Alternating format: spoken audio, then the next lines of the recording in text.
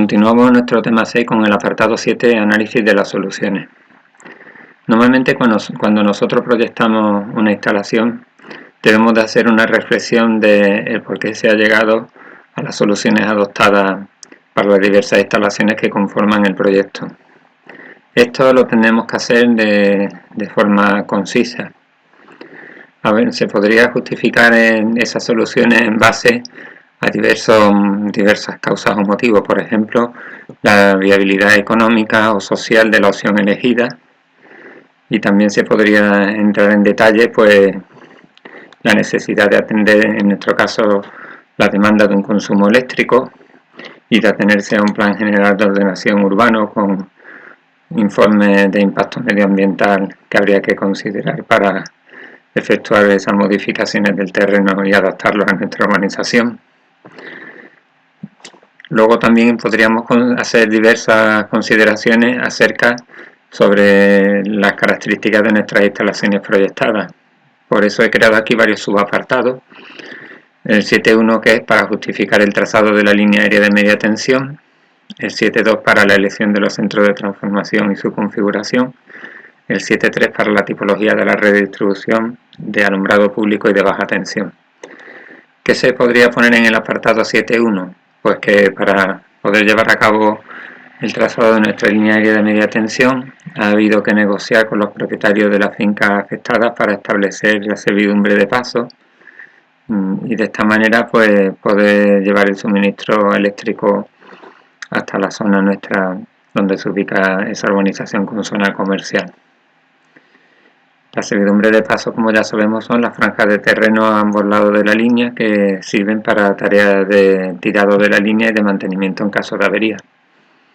Aquí pues los propietarios, cuando se negocia con ellos, saben que la línea tiene una finalidad pública y que si no se llega a un acuerdo económico, pues la finalidad pública va a prevalecer por la vía judicial frente al interés privado de negarse a que una línea atraviese una finca y perdiendo por tanto valor y generando pues inconvenientes.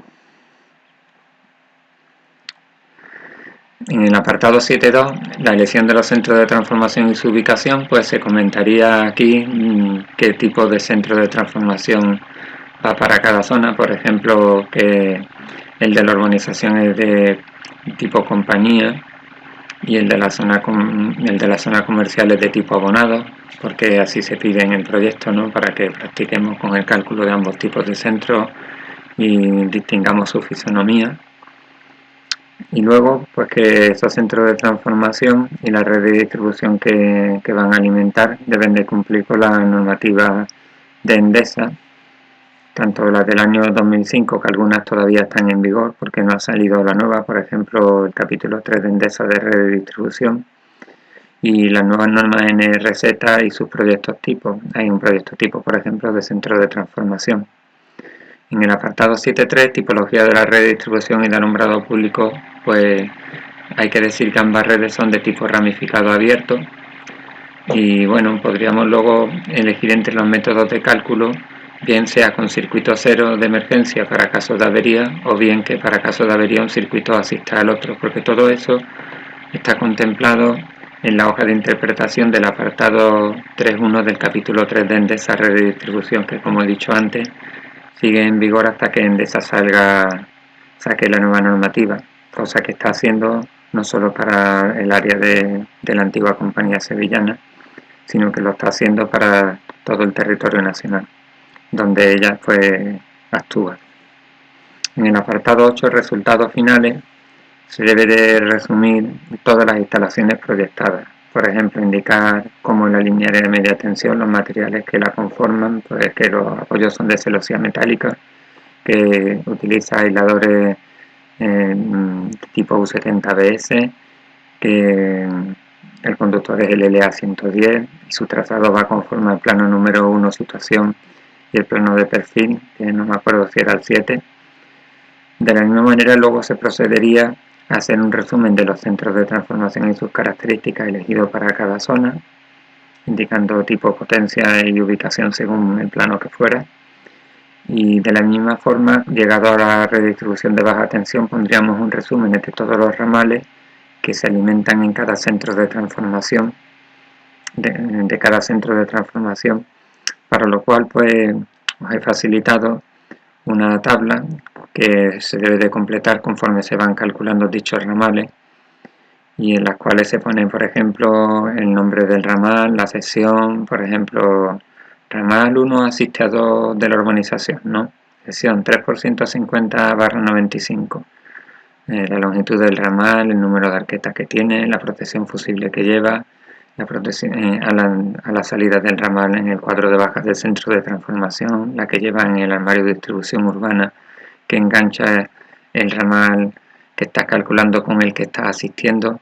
Y todo esto comprendo que ahora mismo, pues hasta que no lo demos, pues simplemente no os preocupar, sino deciros que vais un resumen de los ramales de baja tensión a modo tabla, y en alumbrado público pues haríamos un resumen similar de los distintos ramales o circuitos de alumbrado público que hay en cada zona, porque lo que vamos a prever es un cuadro de alumbrado público para la urbanización que va a alimentar a todas las calles de la urbanización, y otro de alumbrado público para la zona comercial.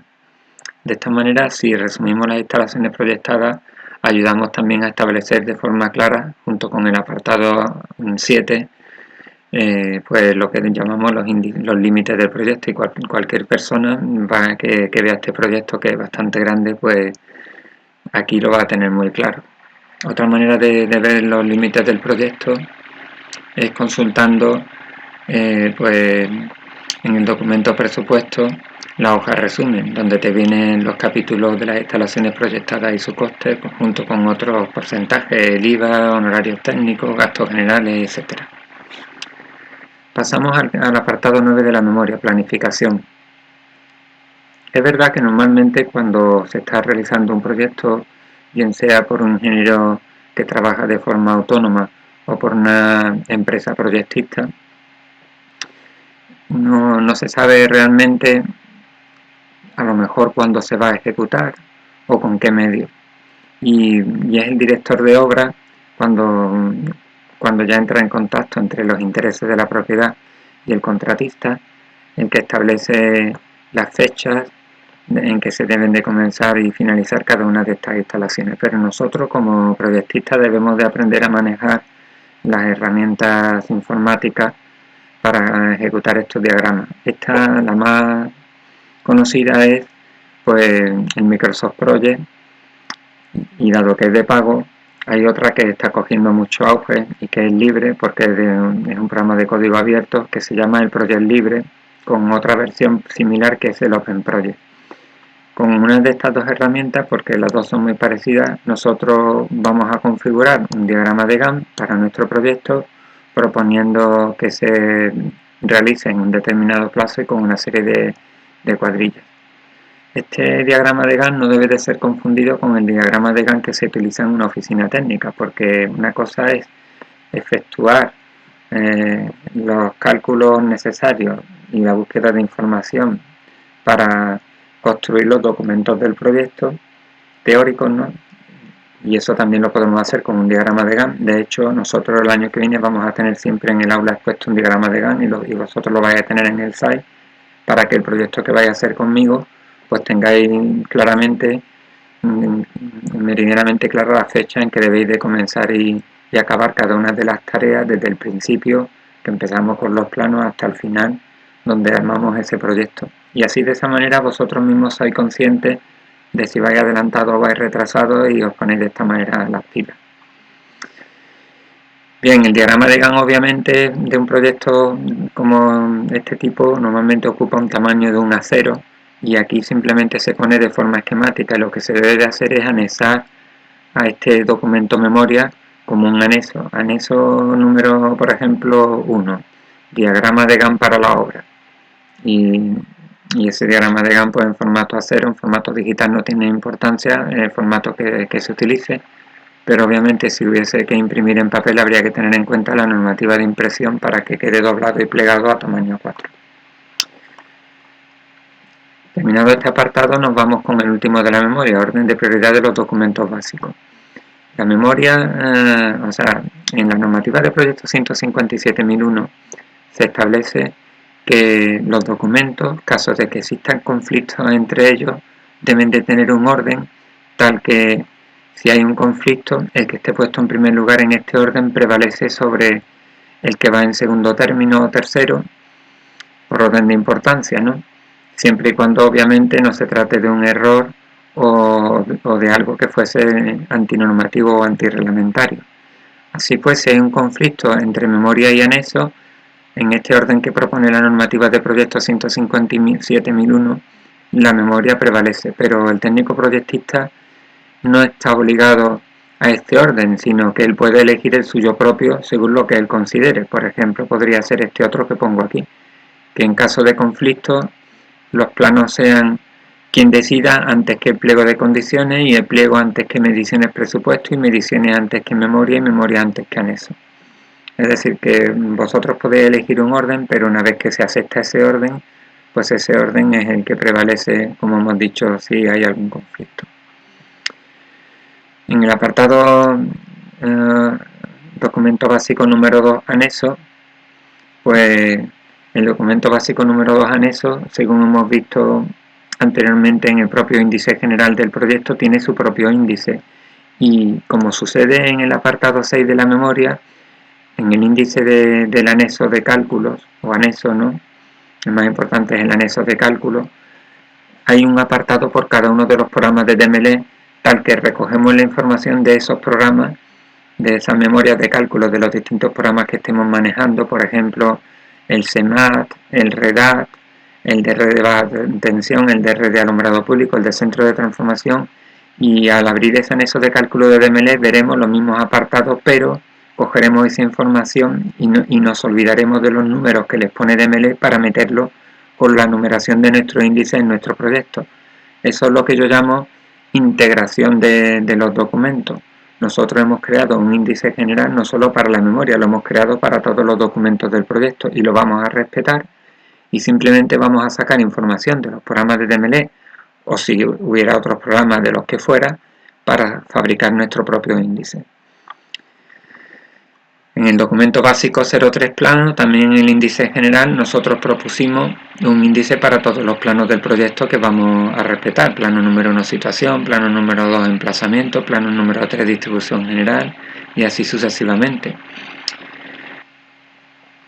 Y iremos creando tantos planos como necesitemos. Pensar que si el plano número 9 a lo mejor es redistribución de baja tensión y nosotros tenemos 32 planos de redistribución de baja tensión, lo que haremos es hacer 9.1, 9.2, 9.3 para de esta manera respetar en lo posible el índice, aunque bien es verdad que no habría problema en numerarlo secuencialmente sin exactamente respetar el índice, porque fuera de lo que es el documento memoria, el índice lo podéis modificar con cierta lógica, pero siempre y cuando creéis un índice tal que, aunque manejes distintos programas, la información la metas en tu índice. Quiero decir con esto que en ningún documento puede haber un apartado que repita su numeración. En memoria está claro que lleva siempre 10 apartados, pero no puede haber dos planos número 3. Si tú quieres hacer dos planos número 3, pues a uno le llamas 3.1 y al otro le llamas 3.2.